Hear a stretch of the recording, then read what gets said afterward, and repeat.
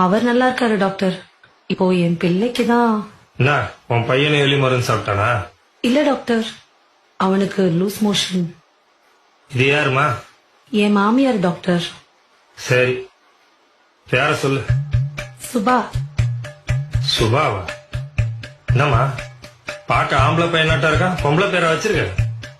என் பேரு டாக்டர் உன் பேரை யாருமா கேட்டா? உன் பையன் பேரை சொல்லு. சரவணன். வீட்டுல நாங்க செல்லமா சரண் சரண் தான் கூப்பிடுவோம். நீ எப்படியோ கூப்பிட்டு தொலை.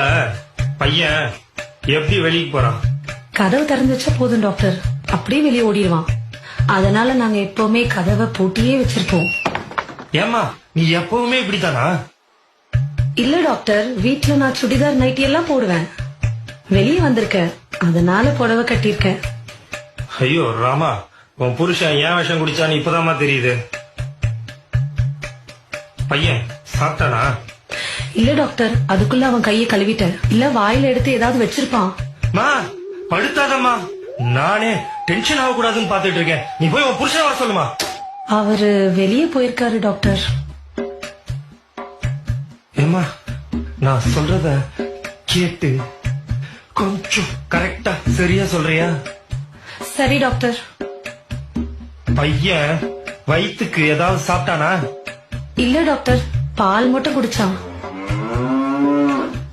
பாலை காய்ச்சி குடுத்தியா? தாய்ப்பால எப்படி டாக்டர் காய்ச்சி கொடுக்க முடியும்? மா பையனுக்கு 3 வயசு ஆகுது, இன்னுமா தாய்ப்பால் குடிக்கிறான்? இல்ல டாக்டர், என் குடும்பத்துல எல்லா குழந்தைகளுக்கும் 5 வயசு வரைக்கும் கட்டாய தாய்ப்பால் கொடுக்கணும்னு எங்க மாமியார் சொல்லிருக்காங்க டாக்டர். ஆமாமா, இப்ப உன் குடும்ப கதையெல்லாம் எனக்கு ரொம்ப முக்கியம். ஏமா பையன் ஏதாச்சும் சாப்பிட்டானா? பால் தவிர ஆவின் பால் மாதிரி ஏதாவது சாப்பிட்டானா? ஆவின் பால்லாம் இல்ல டாக்டர், நாங்க ஆரோக்கியம் தான் வாங்குவோம்.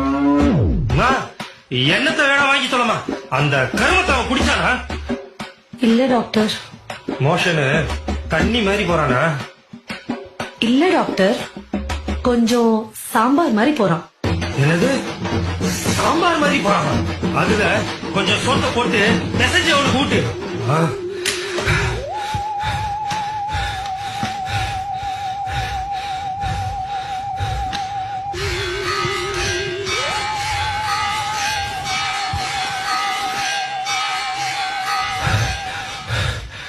இவளை எப்படியாவது பேசி துரத்திடணும், இல்ல நம்மள சாவடிச்சிருவா.